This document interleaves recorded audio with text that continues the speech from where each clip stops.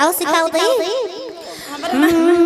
कि गौर जाता ताड़ा पोतो आइले बोरियातिया हो। गावा गावा हमारा नाम है ओही में गावा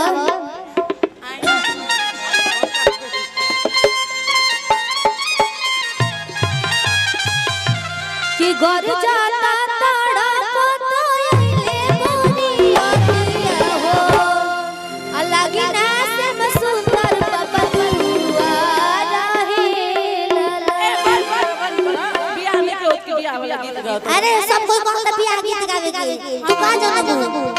कि गौर जाता ताड़ा पोतो आइले बोरियातिया हो। गौर जाता ताड़ा आइले बोरियातिया हो। लगी ना से सुंदर बबुआ रहे लगी ना से सुंदर बबुआ रहे।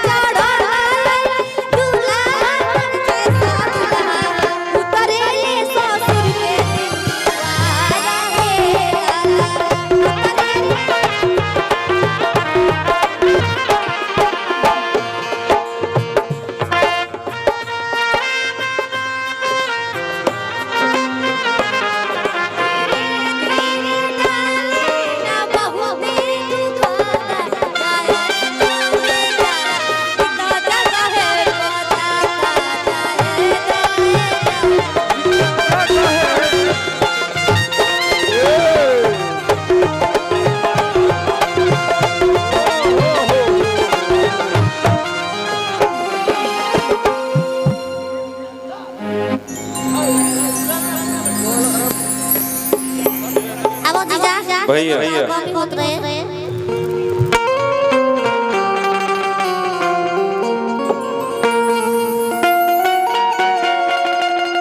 Hello hello hello hello hello hello भाई साउंड के बस साउंड से तू पड़ा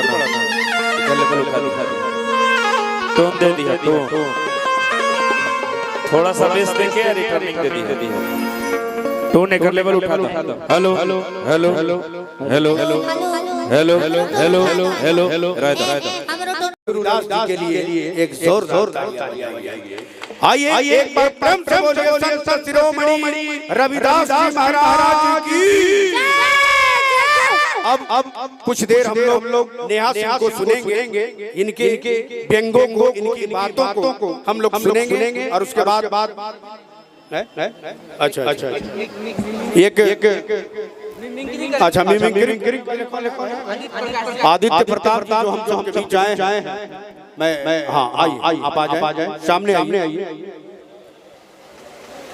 जितने भी कार्टून देखता है बच्चा लोग वाकई श्याम सुंदर जी आप सबको दीवाना बना दिया है।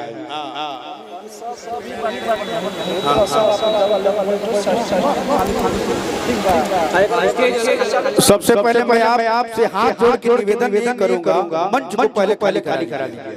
हाँ सबको खाली कराएंगे यहाँ सिर्फ कलाकारों का आगमन होगा मंच पर। मैं निवेदन करूंगा आपसे अध्यक्ष महोदय और आदरणीय ठेकेदार जी आइए मेरा आया मिमिक्री करने के लिए सामने आइए। हेलो हेलो हेलो इसमें बहुत सारे बच्चे हैं जो मोटू पतलू देखते होंगे। कौन कौन मोटू पतलू देखता है कृपया हाथ उठाइए। अरे इतने ही बच्चे हैं क्या? अरे सारे लोग हाथ उठाओ।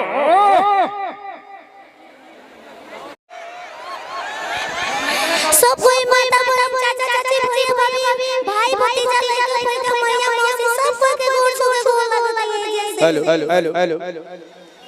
सुरा हेलो हेलो हां ये ठीक है ओ भी आवाज तनी तनी टाइट होता है का हुआ ये कैसे बाबा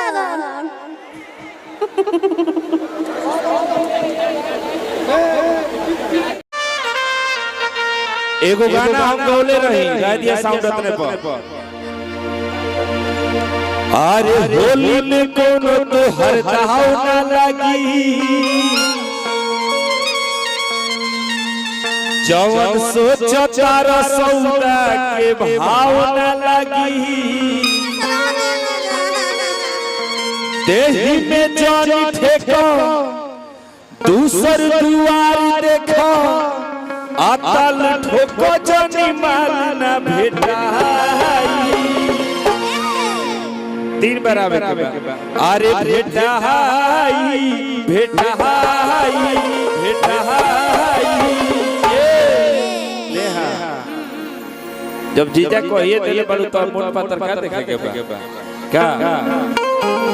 अरे दक्षिण रंगाई उत्तर रंगाई 2 साल पहले गाना गौले रही बड़ा बाजा सुनने वाली अरे दक्षिण रंगाई उत्तर रंगाई हाथ चोली के तोरा कबूतर रंगाई तैयारी में रहो तैयारी में आवाज क्या हुआ आवाज क्या हुआ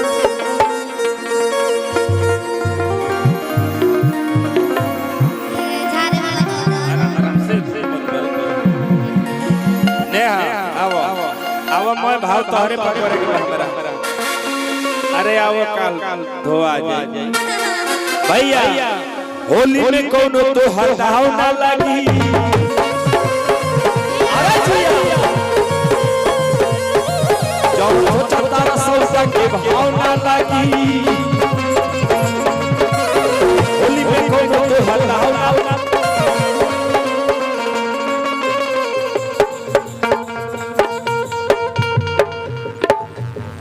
हेलो हेलो एकर बैटरी बदल तो मिजाज हमर टूट जाई ऐसे के उतना देर गौनी है लेकिन हमर खुदे अपन प्रोग्राम निके ना लागल ना सुनात रहे ना बात के सुनात रहे हमनी खुदे मिजाज जब बढ़िया से ना होई त ठीक ना लागे कितना दूर दूर से हमर भाई लोग आइल बने सब